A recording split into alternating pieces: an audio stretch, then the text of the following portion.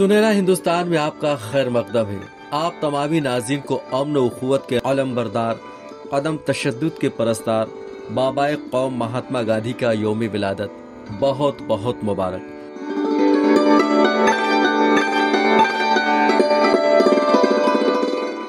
नाज़रीन किराम, महात्मा गांधी का पूरा नाम मोहनदास करमचंद गांधी था, लेकिन उनकी आला शख्सियत, बेहतरीन खिदमत खल्क, इंसान दोस्ती व अमन व उल्फत की परस्तारी के बाइस उन्हें महात्मा कहा गया।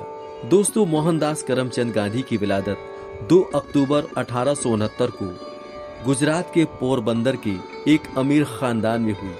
उनकी जिंदगी ठाट बाट और शान व शौकत वाली थी, लेकिन उनकी जिंदगी में एक ऐसा भी वक्त आया कि उन्होंने अपने तमाम तर आराम और आसाइश को तर्क कर दिया और मुकम्मल तौर पर कौम व मिल्लत की खिदमत में मुनहमिक होकर महात्मा बन गए।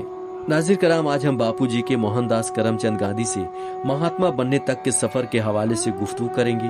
लेकिन नाज़रीन कराम, गुफ्तगू में आगे बढ़ने से कबल आपसे हमारी निहायती पुरखुलूस व मुअद्दबाना गुजारिश है कि हमारे चैनल को सब्सक्राइब करें, वीडियो मुकम्मल देखें, अगर पसंद आए तो इसे लाइक और शेयर लाजमी करें।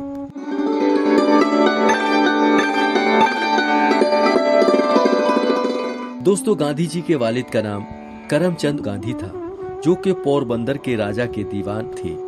मोहनदास की वालिदा एक घरेलू खातून थी, जिन्हें अपने मजहब से गहरी उनसियत थी।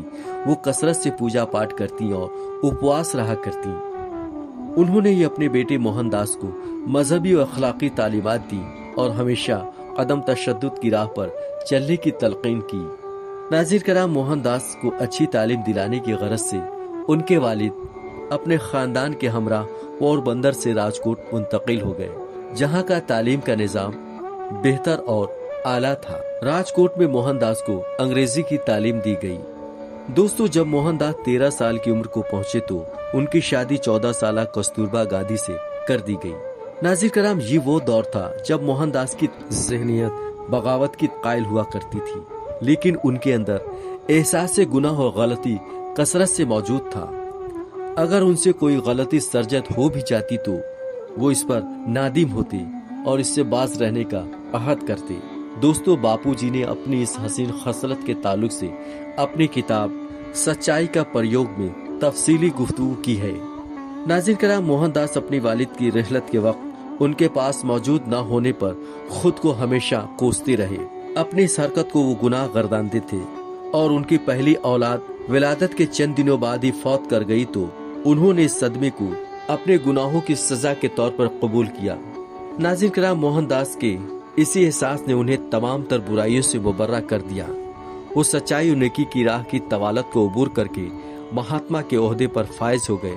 दोस्तों, मोहनदास का दाखिला मौजूदा मुंबई के भावनगर कॉलेज में कराया गया, लेकिन वहाँ की तालीम से वो कतई तौर पर मुतमईन न थे। इस दौरान जब लंदन के मशहूर इंटर टेम्पल में कानून की तालीम हासिल करने का उन्हें मौका मैसर आया तो उन्होंने उस पर फौरन लब्बैक कहा। हालांकि उनके खानदान के कई लोग उनके लंदन जाने पर एतराज जता रहे थे, लेकिन उन्होंने तमाम तर एतराजात को फरामोश किया और लंदन निकल पड़े।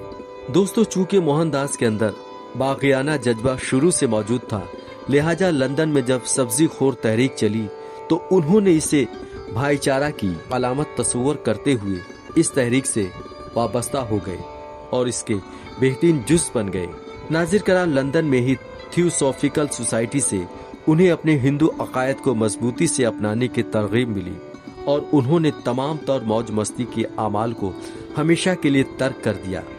मोहनदास के अंदर अब इंसानियत नवाजी, इंसान दोस्ती और आलमगीर उखुवत का जज्बा तेजी के साथ फरोग पाने लगा और तमाम इंसानों और मज़ाहिब के पैरोकारों को मसावी हैसियत का हामिल बनाना उनका ख्वाब बन गया।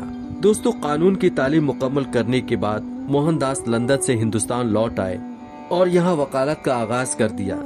लेकिन जब उन्हें अपने पहले ही केस में शिकस्त मिली तो उन्हें काफी जिल्लत और रुसवाइयों का सामना करना पड़ा। इसी दौरान उन्हें जब जनूबी अफ्रीका में काम करने की पेशकश हुई तो वो फौरन राजी हो गए। एक दफा जनूबी अफ्रीका में जब वो ट्रेन के फर्स्ट क्लास डब्बे में सफर कर रहे थे तो काला गोरा तासुब के तहत उन्हें सामान समेत बाहर फेंक दिया गया। नाजिर कराम इस वाक़ये ने मोहनदास पर गहरा असर मुरतब किया। उन्होंने लंदन में मुक़ीम हिंदुस्तानियों पर होने वाले इम्तियाजी सलूक के खिलाफ सदाए एहतजाज बुलंद करना शुरू कर दिया और नेटाल में हिंदुस्तानियों को माशरे से अलहदा रखने के खिलाफ काफी जद्दोजहद की। इसी दौरान उन्होंने तज़किया नफ्स और सत्याग्रह जैसे उसूलों को अपना शियारे हयात बनाया और सफेद धोती पहनना शुरू कर दिया। नाजिर कराम गांधी जी ने 1913 में जनूबी अफ्रीका में मुकीम हिंदुस्तानियों पर आए 3 पाउंड टैक्स के खिलाफ तहरीक चलाई। इस तहरीक से हिंदुस्तानी मजदूर, कारकुनान और ज़रई मजदूर वाबस्ता हो गए और मोहनदास को अपना रहनुमा बना लिया। नाजिर कराम इस तहरीक की क़यादत के पादाश में मोहनदास को जनूबी अफ्रीका में कई सऊबतें बर्दाश्त करनी पड़ी। बिलाखिर उन्हें कामयाबी मिली, वो बैनुल अक़वामी तौर पर मशहूर हो गए। नाजिर कराम 1915 में मोहनदास करमचंद गांधी एक फातेह के तौर पर हिंदुस्तान वापस आए। जब यहाँ उन्होंने गरीबों का इस्तेहसाल और अंग्रेजों का जुल्म देखा तो वो सख्त नाला हुए और बरतानवी हुकूमत के नए जबरिया कानून रॉलेट एक्ट की मुखालफत का ऐलान कर दिया। गांधी जी की पुकार पर मुल्क भर में हजारों अफराद इस कानून के खिलाफ शाहराहों पर निकल पड़े। हर चार जानिब एहतजाज शुरू हो गया। रॉलेट एक्ट मुखालिफ तहरीक के दौरान कई मकामात पर तशद्दुद के वाक़यात भी रूनुमा हुए।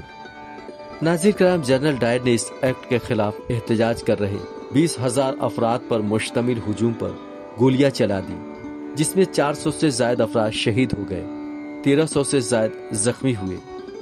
नाजिर कराम इंडियन नेशनल कांग्रेस के बैनर तले उन्होंने आजादी की तहरीक छेड़ दी। दोस्तों, गांधी जी अपनी लियाकतमंदाना क़यादत के बाइस आवाम में काफी मकबूल हो गए। उन्होंने मजहबी रवादारी और मजहबी आज़ादी की बुनियाद पर हिंदुस्तान की आज़ादी का मुतालबा किया।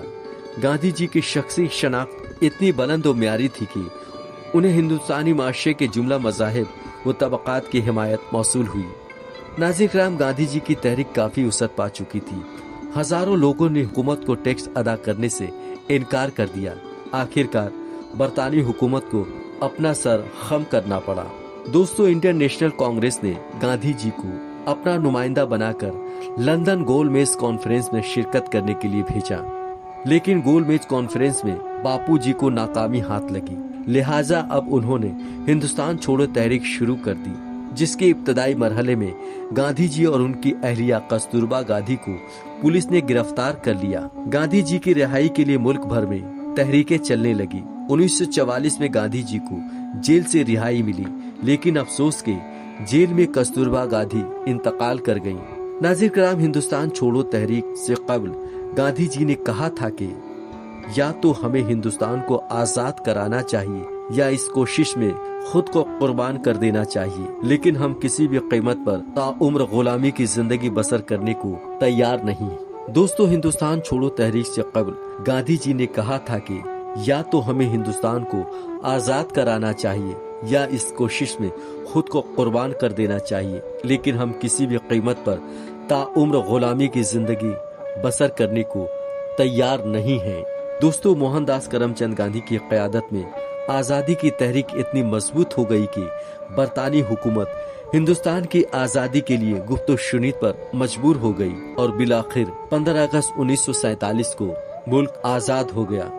लेकिन आज़ादी के ताल्लुक से बापू जी का मुत्तहदा हिंदुस्तान का ख्वाब पूरा न हो सका, बल्कि माउंटबेटन की साजिश के तहत आज़ादी के साथ मुल्क 2 टुकड़ों में मुनक़सिम हो गया, यानी हिंदुस्तान और पाकिस्तान 2 अलहदा-अलहदा मुल्क बन गए। नाजिर कराम आज़ादी के बाद मुल्क भर में तशद्दुद के शोले भड़क उठे।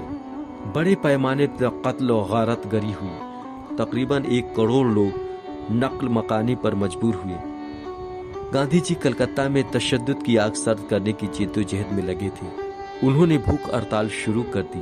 बिलाखिर उन्हें कामयाबी मिली और अमन व अमान अब फिर से बहाल हो गया और मोहनदास करमचंद गांधी को बाबाए कौम व महात्मा गांधी का लक़ब दिया गया। महात्मा गांधी की निगाह में हिंदू, मुस्लिम, सिख, ईसाई सभी बराबर और भाई भाई थे, लेकिन अफसोस के नफरत परस्तों और शिद्दत पसंदों को बापू की ये पॉलिसी कतई रास न आई और आखिरकार 30 जनवरी 1948 को मलऊन नाथूराम गोडसे ने इस बाबाए कौम महात्मा वो अमन के मसीहा के सीने में 3 गोलियां दाग दी। जाए वकूफ पर ही बाबाए कौम शहीद हो गए।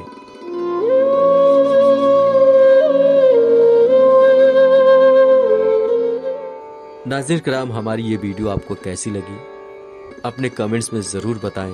अगर पसंद आई हो तो इसे लाइक और शेयर लाजमी करें, और साथ ही साथ आपसे एक बार फिर हमारी निहायत ही पुरखुलूस व मुअद्दबाना गुजारिश है कि हमारे चैनल को सब्सक्राइब करके हमारी हौसला अफजाई फरमाएं। मज़ीद जानकारियों, मज़ीद मालूमात के साथ आइंदा वीडियो में आपसे फिर मुलाकात होगी। तब तक के लिए आदाब।